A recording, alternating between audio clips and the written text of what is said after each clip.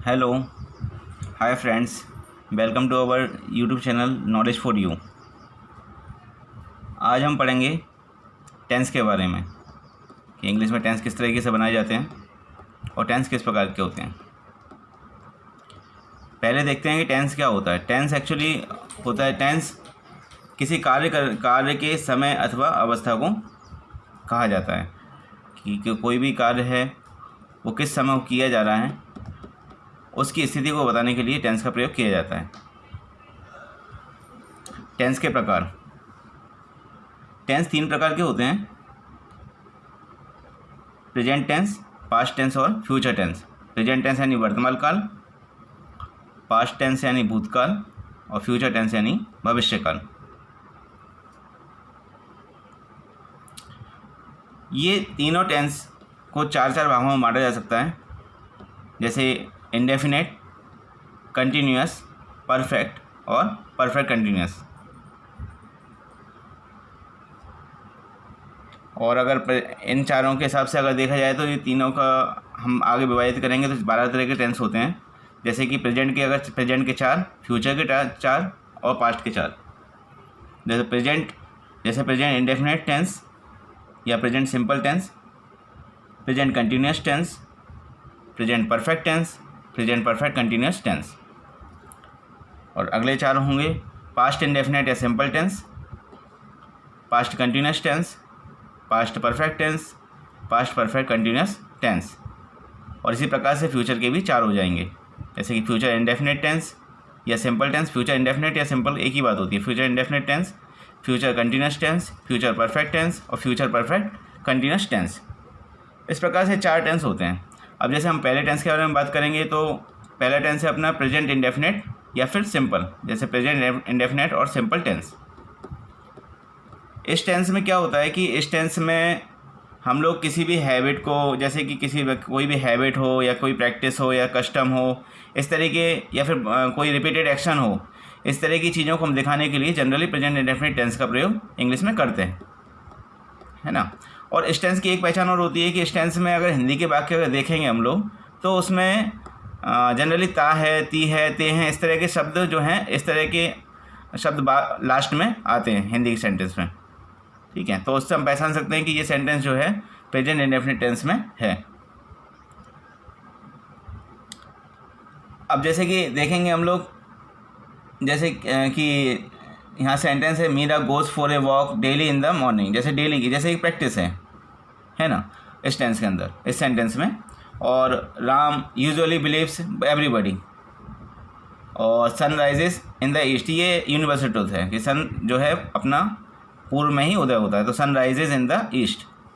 I go to school daily और he tales ए लाई, है ना। जैसे इस तरह की ये जो है कोई आदतें हो सकती हैं किसी की, या फिर कोई यूनिवर्सल ट्रूथ होता है ना, या फिर कोई हमारे बिलीव्स होते हैं, या फिर कोई कस्टम होता है, रीति रिवाज। तो इस तरह की जो सेंटेंस होते हैं, इस तरह के जो सेंटेंस होते हैं जो बोले जाते हैं या फिर जो बनाए जाते हैं, वो जनरली प्रेजेंट इंडेफिनिट टेंस के अंदर ही बनाए जाते हैं, ठीक है।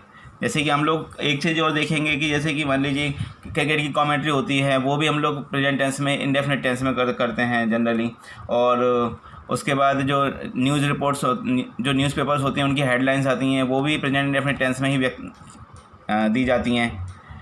और अगर जैसे भविष्य में होने वाला कोई घटना हो जो कि जनरली जो पास में ही होने वाली हो, उसको हम लोग प्रेजेंट इंडेफिनिट में प्रयोग कर सकते हैं। जैसे उस चीज़ को भी व्यक्त करने के लिए हम लोग प्रेजेंट इंडेफिनिट टेंस का प्रयोग करते हैं। जैसे कि यहाँ एग्जांपल है, जब president of India leaves for America next week, मतलब अगले ही वीक में प्रेसिडेंट ऑफ अमेरिका जो है, प्रेसिडेंट ऑफ इंडिया अमेरिका जाएंगे। I purchase a car next month. इस तरह के सेंटेंस जैसे कि जो कि निकट भविष्य में होने वाली घटनाएं होती हैं, उनको भी हम दिखा सकते हैं प्रेजेंट इंडेफिनिट टेंस के अंदर। आगे बढ़ेंगे। अब देखते हैं, देखिए कोई भी सेंटेंस को बनाने के लिए हमको 3 चीज़ों की ज़रूरत होती है, जैसे कि एक सब्जेक्ट, वर्ब और एक ऑब्जेक्ट, है ना। तो वर्ब भी यहाँ पे 2 प्रकार की होती हैं, एक हेल्पिंग वर्ब होती है, एक मेन वर्ब होती है ना। जैसे कि अगर इस टेंस के बारे में बात करेंगे हम लोग प्रेजेंट इंडेफिनिट के बारे में, तो प्रेजेंट इंडेफिनिट में मेन वर्ब जो होगी वो फर्स्ट फॉर्म होगी, और हेल्पिंग वर्ब होगी वो डू और डज होगी। जो हेल्पिंग वर्ब होती है, हेल्पिंग वर्ब जैसे डू का प्रयोग हम लोग जो करते हैं सेंटेंस में, सेंटेंस बनाने के लिए डू का प्रयोग जो हम करेंगे वो इंडेफिनिट वो हम लोग इंट्रोगेटिव और नेगेटिव बनाते समय करेंगे, और डू का प्रयोग जो हम लोग करेंगे वो प्लूरल सब्जेक्ट के साथ करेंगे। प्लूरल सब्जेक्ट जैसे कि आई, वी, यू, दे, या फिर प्लूरल कोई भी नाम वगैरह इस तरह से हो सकते हैं। और डस का प्रयोग हम लोग सिंगुलर सब्जेक्ट के साथ में करेंगे, जैसे ही, शी, इट, या फिर कोई सिंगुलर सब्जेक्ट। ठीक है, समझ गए ना। आगे हम देखेंगे इसके कुछ रूल्स होते हैं, जैसे कि अफर्मेटिव सेंटेंस हम बनाएं। तो अफर्मेटिव यानी कि जिसमें सकारात्मक वाक्य होते हैं, जिसमें कोई भी मतलब कोई प्रश्नवाचक या फिर कोई नेगेटिव का मतलब मतलब कोई बोध नहीं होता है।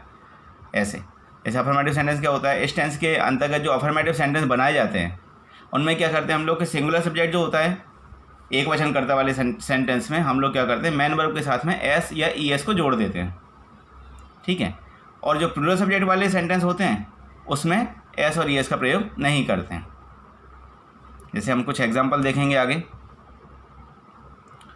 एग्जांपल देखो, अफर्मेटिव सेंटेंस कैसे होगा, जैसे कि राम स्कूल जाता है, यानी इसमें कोई नहीं है या फिर कोई भी क्वेश्चन टाइप का सेंटेंस, मतलब कोई नहीं है वर्ड, यानी कि ये हो गया अफर्मेटिव सेंटेंस यानी सकारात्मक वाक्य।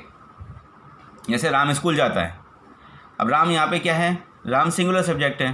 तो सिंगुलर सब्जेक्ट के बारे में जैसे हमने ऊपर में रूल में पढ़ा कि अफर्मेटिव सेंटेंस में जो मैन वर्ब होती है, मैन वर्ब के साथ हम लोग एस या फिर ई एस का, जो कि उसकी स्पेलिंग के हिसाब से जो भी लगे वो हम लोग लगा देते हैं मैन वर्ब में। तो यहाँ पे मैन वर्ब क्या है, जाना। जो भी काम जैसे किया जाता है, जैसे भी काम हो रहा है उसको हम लोग मैन वर्ब बोलते हैं। जैसे कर्ता के द्वारा जो काम किया जाता है उसको हम वर्ब बोलते हैं, है ना। तो वर्ब क्या हुआ, इस सेंटेंस में वर्ब क्या है, जाना। तो जाने को हम क्या बोलते हैं, गो। लेकिन रूल क्या बोलता है कि एक वचन कर्ता के साथ हम लोग क्या करेंगे, एस या ई एस जोड़ देंगे। तो ये सेंटेंस कैसे बनेगा, राम गोज़ टू स्कूल, क्योंकि गो हमारा मैन वर्ब है और मैन वर्ब में हमने ई एस को इसमें जोड़ दिया है तो गोज़ हो जाएगा, है ना, राम गोज़ टू स्कूल। इसी तरह दूसरा सेंटेंस अगर देखेंगे तो मीरा कक्षा में किताब पढ़ती है ना। यहाँ पे एक ऑब्जेक्ट भी हमने लिया है, मीरा सब्जेक्ट हुआ। अब यहाँ पे इस सेंटेंस में मैन वर्ब क्या है, क्योंकि कार्य कौन कर रहा है, कर्ता कर रहा है, और कर्ता कौन है, मीरा। और मीरा कैसा करता है, कैसा सब्जेक्ट है, सिंगुलर सब्जेक्ट है ना। तो मीरा पढ़ रही है, यानी कि पढ़ना एक क्रिया है उसकी, तो वही है मैन वर्ब। तो मैन वर्ब क्या होगा, पढ़ना। पढ़ने को हम लोग बोलते हैं रीड, है ना। तो मीरा रीड्स, क्योंकि मीरा सब्जेक्ट सिंगुलर सब्जेक्ट है, इसलिए हम लोग मैन वर्ब में एस या ई एस को ऐड कर देंगे। तो मीरा रीड्स मतलब मीरा पढ़ती है। अब क्या पढ़ती है, ऑब्जेक्ट आ जाएगा ए बुक, है ना। कहाँ पढ़ती है, क्लास में पढ़ती है ना। तो कैसे हो जाएगा, मीरा कक्षा में किताब पढ़ती है, Meera reads a book in class, Meera reads a book in class. ठीक है ना। इसी तरह से अगर हम देखेंगे, ये तो हमारे एक वचन करता हो गए यानी सिंगुलर सब्जेक्ट। अब हम देखेंगे बहुवचन, यानी कि दे जो होता है वो कैसा होगा, बहुवचन करता। जैसे अगला सेंटेंस क्या है, वे मैदान में क्रिकेट खेलते हैं। अब वे यहाँ पर क्या है, मतलब बहुत से लोग हो गए, है ना, बहुत से लोग गए, तो क्या होगा, वहाँ पे सब्जेक्ट हो गया कैसा, प्लूरल। और प्लूरल सब्जेक्ट के साथ में हम लोग क्या करते हैं, हमने रूल ऊपर देखा कि प्लूरल सब्जेक्ट में हम लोग एस या ई एस का प्रयोग मैन वर्ब के साथ में नहीं करते। अब सबसे पहला काम है हमको यहाँ पे मैन वर्ब देखना। मैन वर्ब क्या है भाई, कर्ता जो काम कर रहा है वही मैन वर्ब है ना। तो सेंटेंस में, वाक्य में कर्ता क्या काम कर रहा है वही मैन वर्ब है। कर्ता क्या है यहाँ पे, वे। तो वे क्या कर रहे हैं, खेल रहे हैं, है ना। तो वे मैदान में क्रिकेट खेलते हैं, मतलब खेलना यहाँ पे क्रिया हुई। तो दे प्ले ध्यान रखिए कि सब्जेक्ट के बाद हमेशा मैन वर्ब का ही प्रयोग इसमें किया जाएगा। ठीक है, क्योंकि जो स्ट्रक्चर होता है subject plus verb plus object. ठीक है, तो जनरली जो इंग्लिश का जो स्ट्रक्चर होता है वो होता है subject plus verb plus object. तो यहाँ पे पहले सब्जेक्ट आएगा, तो सब्जेक्ट क्या हुआ, दे। फिर हम लोग लिखेंगे वर्ब क्या होगी, प्ले। इसका मीनिंग नहीं लेगा, अगर यहाँ तक देखें हम लोग, दे प्ले मतलब वे खेलते हैं। अब हमने एस और ई एस इसलिए नहीं जोड़ा इसमें क्योंकि यहाँ पर क्या है, सब्जेक्ट कैसा है, प्लूरल है। ठीक है ना। तो दे प्ले और क्या खेलते हैं, क्रिकेट खेलते हैं। तो क्या होगा, दे प्ले क्रिकेट यहाँ पे ऑब्जेक्ट हो गया। ठीक है, तो दे प्ले क्रिकेट कहाँ खेलते हैं, इन प्लेग्राउंड। समझे, ठीक है ना।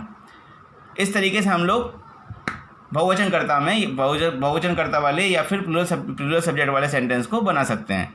वे मैदान में क्रिकेट खेलते हैं, इसको एक बार और देख लेंगे। वे मैदान में क्रिकेट खेलते हैं। पहले सेंटेंस में ध्यान रखिए, हमेशा सेंटेंस में हमको देखना है कि मैन वर्ब क्या है, क्योंकि हमको मैन वर्ब के ऊपर ही पूरा काम हो सकता है। मैन वर्ब में ही हमको सब्जेक्ट के हिसाब से एस या ई एस को जोड़ना है, ठीक है ना। तो यहाँ पे मैन वर्ब है खेलना, तो वे मैदान में क्रिकेट खेलते हैं, मतलब they play cricket in play ground. और प्ले में हमने एस और ई एस इसलिए नहीं लगाया क्योंकि यहाँ पर प्लूरल सब्जेक्ट है, ठीक है ना। अब नेक्स्ट सेंटेंस आता है। नेक्स्ट सेंटेंस क्या बोलता है, राधा रसोई घर में खाना पकाती है, ठीक है। तो अब राधा कैसा है, यहाँ पे राधा क्या है, सिंगुलर सब्जेक्ट है, ठीक है। और राधा सिंगुलर सब्जेक्ट है तो बताइए यहाँ पे एस और एस का प्रयोग होना चाहिए ना, होना चाहिए। क्यों, क्योंकि राधा सिंगुलर सब्जेक्ट है और रूल बोलता है कि सिंगुलर सब्जेक्ट में हम लोग मैन वर्ब के साथ में एस और ई एस को प्रयोग कर सकते हैं, एस या फिर ई एस, जो कि उसकी स्पेलिंग के हिसाब से जो भी हो, ठीक है। तो राधा कुक्स फूड इन किचन, यहाँ पे मैन वर्ब क्या है, पकाना। पकाना यहाँ पर मैन वर्ब है, तो पकाने को हम लोग क्या बोलते हैं, कुक। और कुक में क्या जोड़ देंगे हम लोग, एस या फिर ई एस, तो यहाँ पे हम लोग एस जोड़ देते हैं, ठीक है। तो राधा कुक्स